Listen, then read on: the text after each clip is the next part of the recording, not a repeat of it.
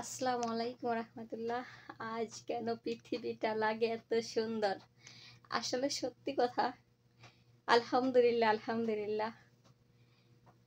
নতুন সরকারকে আমি জানাই মারহাবা মারহাবা, আলহামদুলিল্লাহ।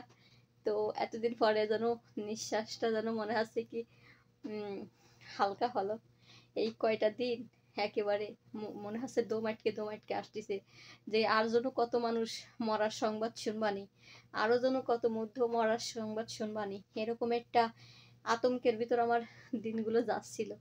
তো যাই হোক, আলহামদুলিল্লাহ, আল্লাহ তাআলার দরবারে লক্ষ কোটি শুকরিয়া আদায় করি যে আল্লাহ পাক যা করে, যে ফয়সালা করে সেটাই আলহামদুলিল্লাহ বান্দার সবসময় ভালোর জন্য। আল্লাহ যে কাজটাই করে ভালোর জন্যই করে।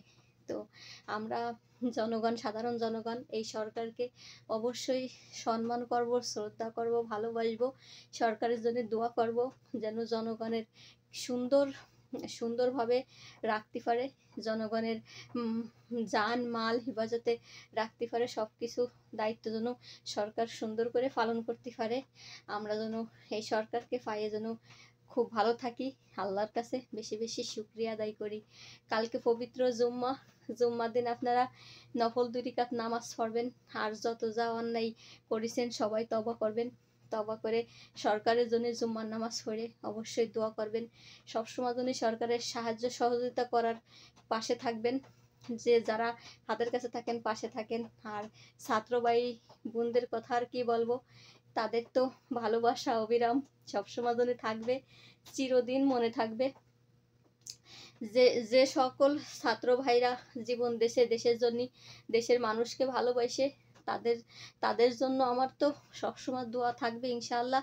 অন্তর থেকে দোয়া করি। তার ফ্যামিলি পরিবারের জন্য আমি দোয়া করি, আল্লাহ পাক যেন তার আম্মা আব্বাকে ধৈর্য ধরার তৌফিক যেন দান করে, তাদের ফ্যামিলি পরিবারকে যেন আল্লাহ ভালো রাখে, সুস্থ রাখে। তাদের সন্তানের হারানোর ওসিলায় আজকে আমরা বাংলাদেশটা আবারও উন্মুক্ত একটা দেশ পেলাম, আলহামদুলিল্লাহ। তাই আসেন আমরা সকলে কালকে জুম্মার নামাজ পড়ে আল্লাহর শুকরিয়া আদায় করি, আমাদের সকলের জন্য আমরা দোয়া করি। আর আমরা মানুষ হয়ে অন্য মানুষের কখনো যেন ক্ষতি না করি। আপনি একজন মানুষ, আমি একজন মানুষ, মানুষের ধারায় মানুষ যেন কখনো কষ্ট না পাই, আর মানুষের ধারায় মানুষ যেন কখনো ক্ষতিগ্রস্তর ভিতর না থাকে। দেখেন, একটা মানুষ যদি আরেকটা মানুষকে অভিশাপ করে, তাহলে পরে আপনি কেমন মানুষ?